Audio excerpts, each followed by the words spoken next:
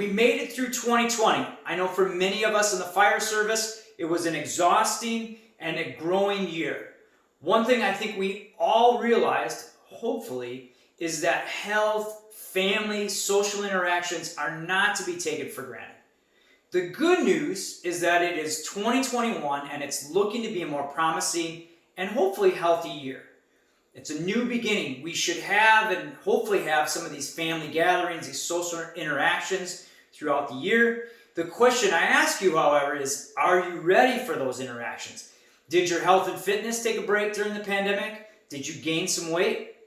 Well, my name is Zamzow from Fire Rescue Fitness, and if you are looking forward to focusing on your health in 2021, I have 5 great steps that you need to take. The first step you need to take is to make the commitment to be healthier, to be more fit. I know this sounds so cliche, but there's a lot of validity to it. We can all make this statement, but there's got to be a lot more behind it than just talking about getting fit. Telling people, I need to lose 10 pounds. You really got to make the commitment. It's not easy, and you got to devote time and you got to devote energy to it. You have to prepare for it. You have to clear your schedule. You have to, physically make it to the gym, and you got to figure out what's going to motivate you to get there. All right. The other thing that I think this step entails is getting rid of the junk, not just the food around your house and around your firehouse, because that's going to tempt you. So get it away from you or hide it in the cabinets or cupboards. Get rid of that junk. Get rid of that junk food, but also clear that junk out of your head. Okay. That self-doubt, anything that's held you up in the past, make sure that you look at it, learn from it, grow, and then make the commitment. So get the junk out of your head and make the commitment.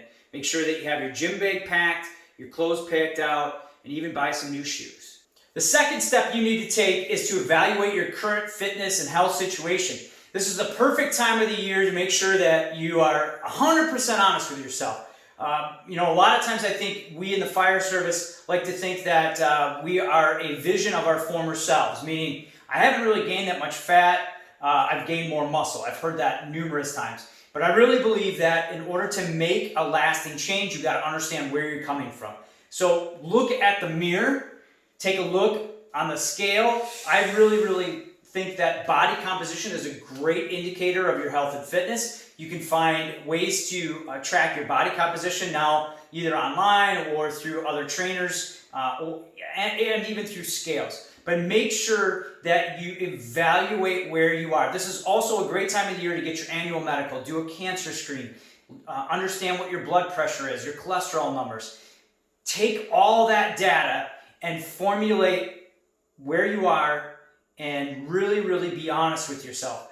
Pull back the curtains, take a before picture, and really then utilize this data to help motivate you to make healthier changes. The third step is to set your goal. Now that you know exactly where you are in your current health and fitness situation, you can more accurately set some health and fitness goals. The biggest thing to remember is to make sure that you set a realistic goal and make sure it's measurable and add a time frame to it. If you want to lose 30 pounds, it's not very realistic to set 30 pounds in the first month. You want to try to lose 1 to 2 pounds per week, and then set up shorter goals. So first, try to lose that 10 pounds within 8 to 10 weeks. Same thing with cholesterol. You don't want to lose 50 points in your cholesterol right away. Make and set smaller goals with that, and then add a more realistic timeline for them. You may not just want to focus on weight loss. You might want to focus on just making healthy changes, like trying to meditate 3 times a week, quitting tobacco or smoking, drinking more water, eating more vegetables, stretching more, maybe stretch every shift. Try to work out twice with your crew, or work out 3 times on your own. All of these things are measurable goals. Just make sure that you set that time frame to them. And then lastly, the thing I would highly encourage you to do is write them down and look at them often. You may even want to do, again, you look at the before picture that you took in your evaluation, and that might help motivate you and keep you going on those days where you may not want to. But set that goal, make it measurable, set that time frame to it, and then write it down. Step 4 is to create a healthy environment.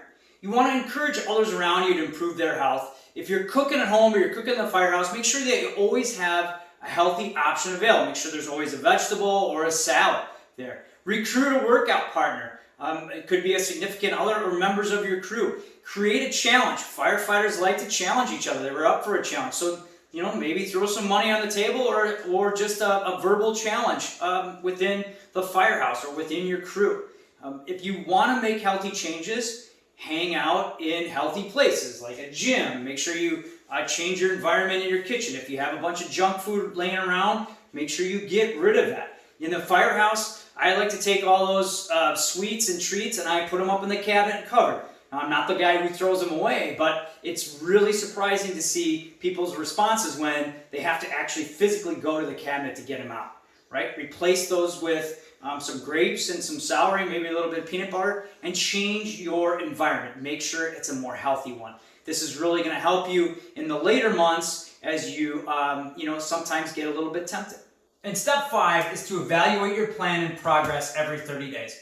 We stated earlier, it's great to have a goal and even better to have smaller goals to support it.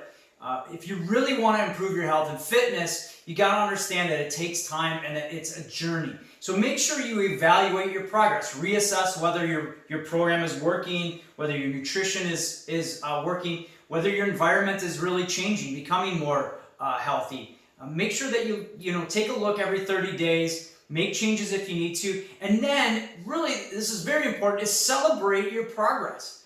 A lot of times we focus too much on the long-term goal, but if you want to lose 30 pounds and you've lost 5 and you started working out for the month, take a moment just to celebrate that. All right, and then obviously reassess, rework your plan, and then continue to make progress. But every January 1st, thousands of first responders set the goal to improve their health and fitness. And by every February 1st, many of them had already fallen off the path. If you follow these simple steps, I know that you will not be one of them.